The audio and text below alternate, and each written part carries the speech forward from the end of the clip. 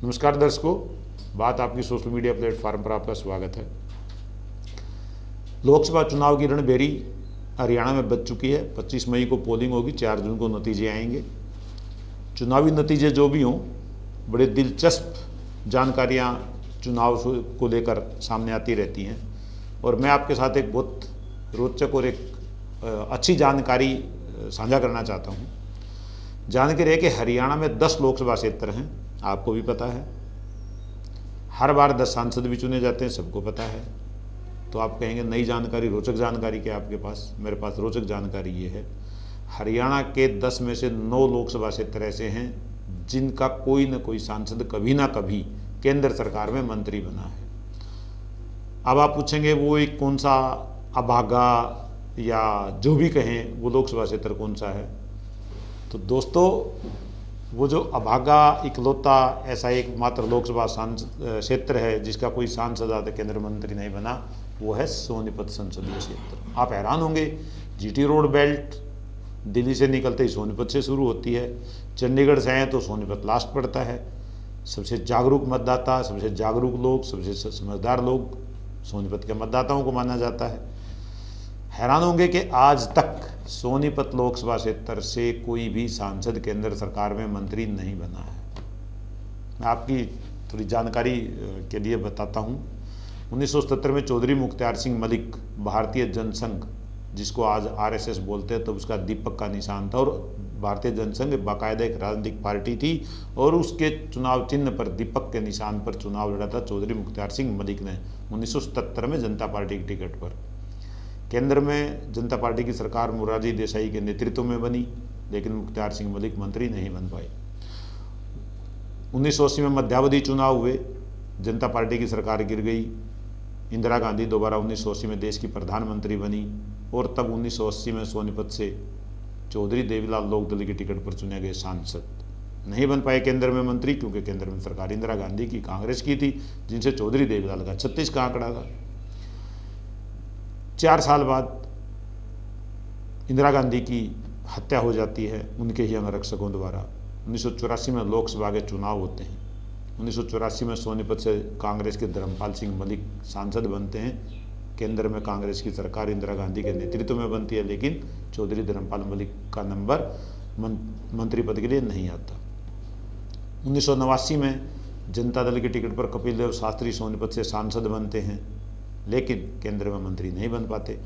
1991 में सोनीपत से फिर धर्मपाल सिंह मलिक सांसद बनते हैं कांग्रेस टिकट पर, प्रदेश कांग्रेस के अध्यक्ष भी बन जाते हैं। उनकी धर्मपत्नी सुधा मलिक को एचपीएससी का मेंबर भी बना दिया जाता है, लेकिन केंद्र में उनको भी मंत्री पद चौधरी भजनलाल नहीं दिलवा पाए, जो उस मुख्यमंत्री थे और चौधरी धर्मपाल सिंह मलिक की बहुत इज्जत भी करते थे।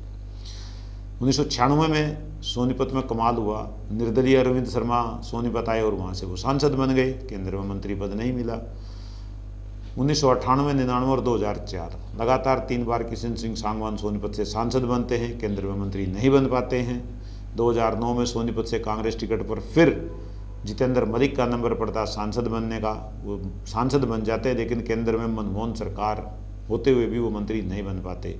2014 और 2019 आपको याद है, रमेश कौशिक सोनीपत से सांसद बने, लेकिन वो मोदी सरकार में मंत्री नहीं बन पाए। अब आप कहेंगे कि हो सकता है कोई और लोकसभा क्षेत्र ऐसा हो जिसका कोई सांसद, जिसका कभी भी कोई सांसद केंद्र में नहीं। ऐसा नहीं है। सोनीपत से सूरजभान मंत्री बने, रतनलाल कटारिया, अम्बाला से सूरजभान मंत्री बने, रतनलाल कटारिया मंत्री बने। कुरुक्षेत्र से गुलजारी लाल नंदा 2 बार देश के प्रधानमंत्री बने।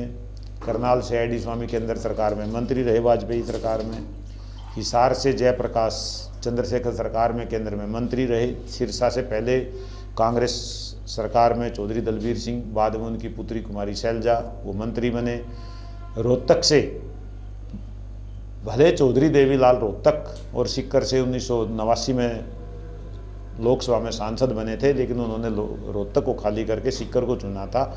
लेकिन उससे पहले प्रोफेसर शेर सिंह रोहतक के सांसद होते हुए केंद्र सरकार में मंत्री बने थे। भिवानी से चौधरी बंसीलाल कई बार केंद्र सरकार में मंत्री रहे, जो सांसद रहे भिवानी से। गुरुग्राम से राव इंद्रजीत सिंह पहले कांग्रेस सरकार में केंद्र मंत्री रहते हैं, अब वो लगातार 10 साल से मोदी सरकार में केंद्र में मंत्री हैं। फरीदाबाद से कृष्णपाल गुर्जर, वो केंद्र सरकार में मंत्री हैं लगातार 10 साल से।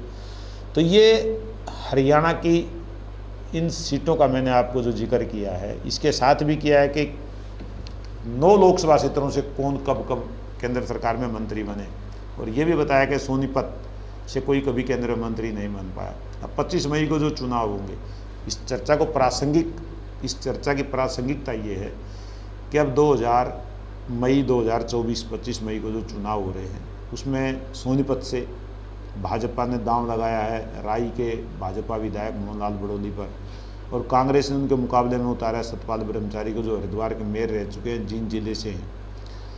अब इन दोनों में से कौन चुनावी बाजी मारता है, इस मुकाबले में जेजेपी ने भूपेंद्र मलिक को चुनावी दंगल में उतार दिया है। कौन बाजी मारता है, ये 4 जून को पता लगेगा। देखते हैं सोनीपत के नाम जो ये अभागा शब्द केंद्र में मंत्री ना बन पाने यहाँ के सांसद का, वो कब हटता है, इस बार हटता है या कभी आगे हटता है। तो ये एक छोटी सी रोचक जानकारी थी जो आपके लिए साझा की। धन्यवाद। आपके विचार सुझाव आमंत्रित रहेंगे। धन्यवाद।